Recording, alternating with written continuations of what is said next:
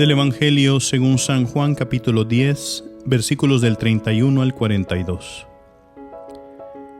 En aquel tiempo, cuando Jesús terminó de hablar, los judíos cogieron piedras para apedrearlo. Jesús les dijo: he realizado ante ustedes muchas obras buenas de parte del Padre. ¿Por cuál de ellas me quieren apedrear? Le contestaron los judíos: no te queremos apedrear por ninguna obra buena, sino por blasfemo, porque tú, no siendo más que un hombre, pretendes ser Dios. Jesús les replicó: ¿no está escrito en su ley, yo les he dicho, ustedes son dioses?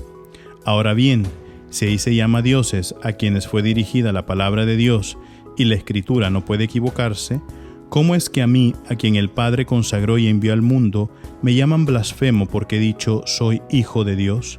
Si no hago las obras de mi Padre, no me crean, pero si las hago, aunque no crean en mí, crean a las obras, para que puedan comprender que el Padre está en mí y yo en el Padre. Trataron entonces de apoderarse de él, pero se les escapó de las manos.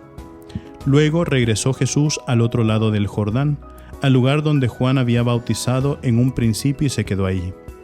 Muchos acudieron a él y decían: Juan no hizo ninguna señal prodigiosa, pero todo lo que Juan decía de éste era verdad.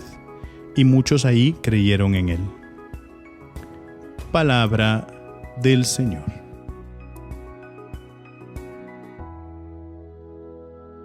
Queridos hermanos, estamos en este Viernes de Dolores.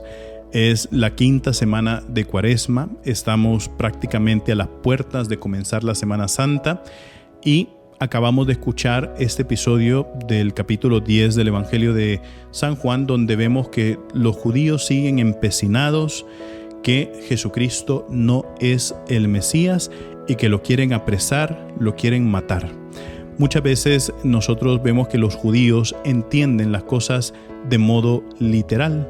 Ayer escuchábamos cómo Jesucristo decía que antes de que Abraham naciera, yo soy. Y decían los judíos: pero si tú no tienes 50 años, ¿cómo puedes haber conocido a Abraham? ¿O cómo pudo haberte a ti conocido a Abraham? Porque lo entendían de forma literal. Pero Jesucristo pues habla sobre cómo Él pues existe desde siempre porque es Dios. Es el Hijo de Dios, como lo ha declarado hoy en el Evangelio. Y es bien interesante ver que cuando quieren apedrear a Jesús, Jesucristo viene y les dice: bueno, yo he hecho obras buenas, he hecho milagros, sanado enfermos, he expulsado demonios, resucitado muertos. ¿Por cuál de todas estas obras me quieren apedrear? Y le dicen los judíos: no te queremos apedrear por ninguna de las buenas obras. Y fíjense, queridos hermanos, que esas buenas obras, no, el hecho de que Jesús haya sanado a los enfermos, haya expulsado demonios, haya resucitado los muertos, pues ya eso es garantía de que Él es el Mesías, porque yo no sé hasta qué punto, qué prueba más grande se necesita, sino el hecho de que alguien pueda resucitar a un muerto, ¿verdad? Como lo hizo con Lázaro, como lo hizo también con la hija de Jairo, ¿verdad? O que pudo haber sanado a aquel hombre que pasó 38 años paralítico, aquella mujer que tuvo 12 años de hemorragia. Vemos grandes señales y prodigios. Aquel hombre que estaba endemoniado, que tenía una legión de demonios, pasaba en los sepulcros, rompía las cadenas, las argollas, la gente le tenía miedo, y después verlo ahí sentado en medio de la gente en su sano juicio. ¿Qué mayor prueba del Mesías sino esas, verdad? Y a veces nosotros seguimos pidiéndole una señal al Señor. Seguimos pidiéndole al Señor pues que haga esto por nosotros. A veces nosotros decimos: Señor, te pido por la enfermedad de un familiar mío. Señor, te pido por esta circunstancia de pobreza en la que estoy viviendo. Señor, te pido por esto, por lo otro. Y le presentamos al Señor una intención, y vemos que Dios no responde del modo en como nosotros queremos, y empezamos a decirle al Señor: Señor, ¿por qué? Señor, si yo vengo a misa, Señor, pertenezco a la comunidad, Señor, hago esto, entonces tú no me amas a mí. Y muchas veces venimos y lo decimos, y a veces sentimos estar enojados con Dios. Una vez yo escuchaba a una persona que estaba rogándole y pidiéndole a Dios por un trabajo, y fue a presentar distintos a distintas entrevistas, presentó su currículum en muchos lugares de trabajo y en casi todos pues fue rechazado, ¿verdad? Y entonces me decía esta persona, bueno, ¿y acaso es que Dios no me ve a mí?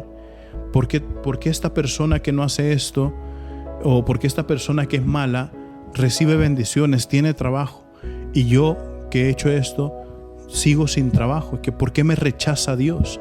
Claro, son preguntas que vienen a raíz de las circunstancias que estamos viviendo y que no vemos o no somos capaces de reconocer la bendición de Dios en ese momento.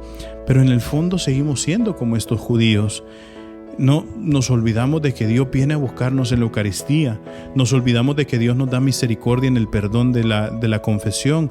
Nos olvidamos de que Dios nos consuela con la unción de los enfermos cuando estamos en necesidad de consuelo, de ayuda.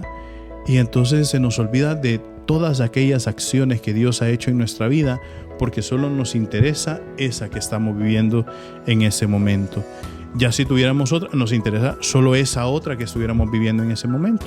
No vemos todo lo que Dios ha construido ya en nuestra vida. ¿Por qué? Porque por solo estar viendo lo que estoy viviendo el problema que tengo en este momento, es lo que me lleva a rechazar a Dios.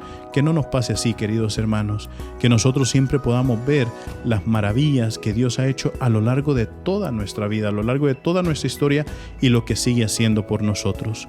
Recuerden, mis queridísimos hermanos, nosotros somos lo máximo para Cristo. Así sea.